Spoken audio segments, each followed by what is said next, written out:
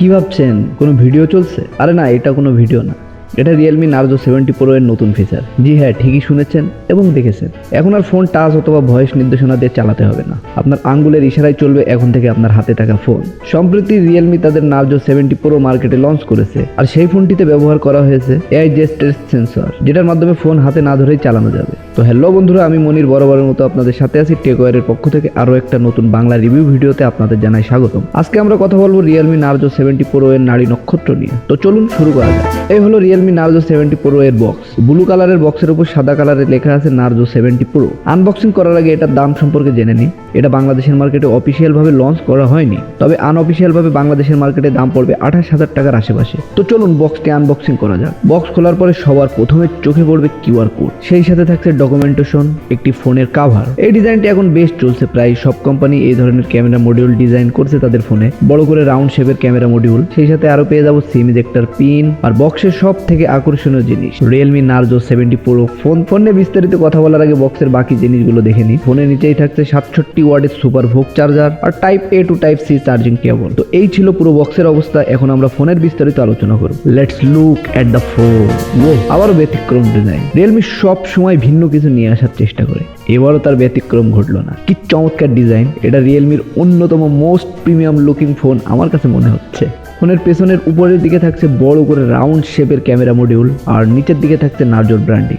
ব্যাকপার্টটাকে দুইটি পার্টে ভাগ করে ডিজাইন করা হয়েছে। গ্লাস বডির উপরের দিকে শাইনিং ফিনিশিং আর নিচের দিকে ম্যাট ফিনিশিং থাকছে। সাইড ফ্রেম তৈরি করা হয়েছে পলিকার্বনেট দিয়ে, শাইনিং ফিনিশিং করা হয়েছে যেটাকে। দুইটি কালারে এই ফোনটি পাওয়া যাচ্ছে, গ্রিন আর গোল্ড। মানে কালারে যে চমক রেখেছে এই ফোনটিতে রিয়েলমি, সেটা দেখলে কলিজা ঠান্ডা হয়ে যাবে। কি চমৎকার কালার দেখুন, ওয়াও! আচ্ছা, এক নজরে পুরো ফোনের ডিজাইনটা দেখে নি কোথায় কি ব্যবহার করা হয়েছে। 1.63:75.5:8 ডাইমেনশনের এই ফোনটির ওজন থাকছে 196 গ্রাম। সেই সাথে ফোনের নিচের দিকে থাকছে speaker, type C charging port, microphone, SIM card tray আর সিম ট্রে খোলার জন্য ছোট্ট একটা ছিদ্র। উপরের দিকে থাকছে 3.5 এর ইয়ারফোন জ্যাক, খুবই দরকারি একটা জিনিস। তার পাশেই থাকছে আরো একটি স্পিকার এবং তার পাশেই থাকছে নয়েজ ক্যান্সেলেশন মাইক্রোফোন। ফোনটির ডান পাশে উপরের দিকে থাকছে ভলিউম বাটন আর নিচের দিকে পাওয়ার বাটন। বাম পাশে কিছুই থাকছে না, পুরো প্লেন থাকছে। ওকে, এখন আমরা কথা বলবো ডিসপ্লে নিয়ে। এটাতে ব্যবহার করা হয়েছে 6.67 ইঞ্চির FHD প্লাস অ্যামোলেড ডিসপ্লে, যেটি একটি ফ্ল্যাট ডিসপ্লে, যেটা রিফ্রেশ রেট থাকছে 120Hz। সেই সাথে HDR10 সাপোর্ট পেয়ে যাবেন এই ডিসপ্লেতে। পিক ব্রাইটনেস নিয়ে কথা বলতে গেলে এটাতে 2000 নিটস পিক ব্রাইটনেস থাকছে। ইনডোর হোক অথবা আউটডোর হোক, ডিসপ্লের আলো থাকবে ঝলমলে। ডিসপ্লের বেজেল নিয়ে কথা বলতে হয় উপরে আর দুই সাইডে সামান্য বেজেল থাকছে, আর নিচের দিকে সেই তুলনায় একটু বেশি বেজেল থাকছে, এভারেজ বেজেল। ডিসপ্লের গ্লাস প্রোটেকশন হিসেবে ব্যবহার করা হয়েছে SI গ্লাস TT Star 2। একটা স্পেশাল ফিচার এই ফোনের ডিসপ্লেতে ব্যবহার করা হয়েছে, সেটা হলো rain water smart touch sensor. অনেক সময় দেখবেন ফোনের ডিসপ্লের উপর পানি ছিটে ওঠা বা সামান্য পানি থাকলে অথবা হাত ভেজা থাকলে টাচ অ্যাকুরেট কাজ করে না, কিন্তু এই স্পেশাল ফিচারের কারণে ফোনটির ডিসপ্লের উপর পানি থাকলেও টাচে কাজ করবে অ্যাকুরেট ভাবে।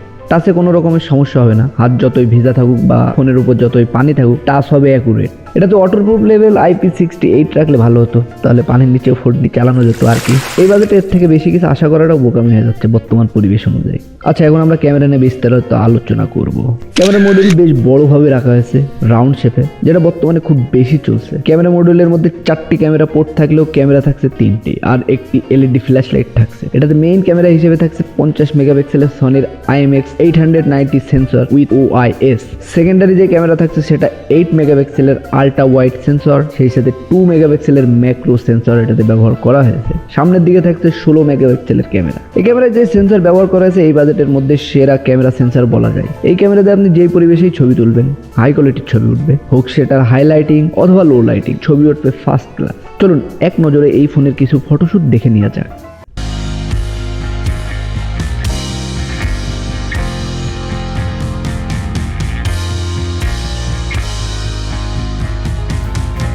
লো লাইটিং এর ছবি বেটার করার জন্য রিয়েলমি মাস্টার শুট অ্যালগোরিদম ব্যবহার করেছে এই ফোনটিতে। এই অ্যালগোরিদমের কাজ হলো লো লাইটিং এ ইমেজকে শার্প করে অ্যাকচুয়াল ডার্ক শো করতে সাহায্য করে, যে কারণে এই ফোনে অনেক ভালো লো লাইটিং ছবি উঠবে। আচ্ছা, এখন এই ফোনের ক্যামেরা ফিচারগুলো দেখে নেব।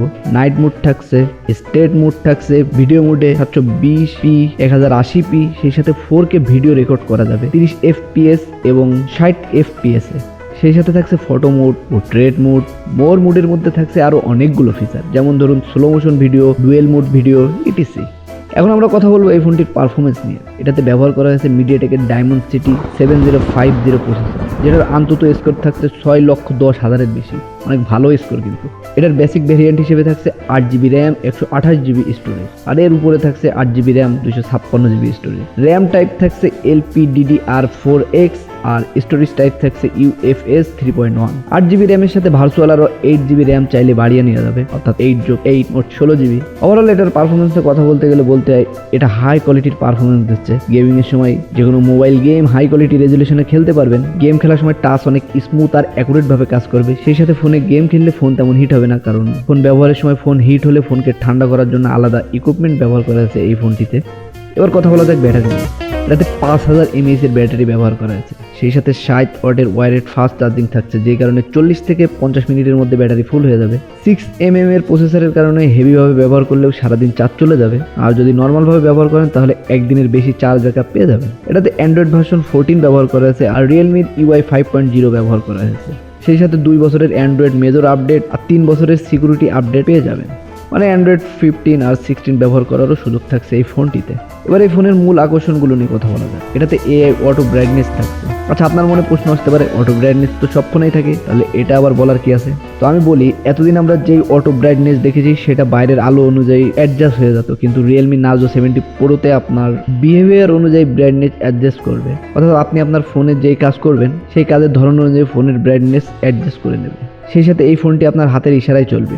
জি হ্যাঁ, একদম ঠিকই শুনেছেন, ফোন চলবে আপনার হাতের ইশারায়।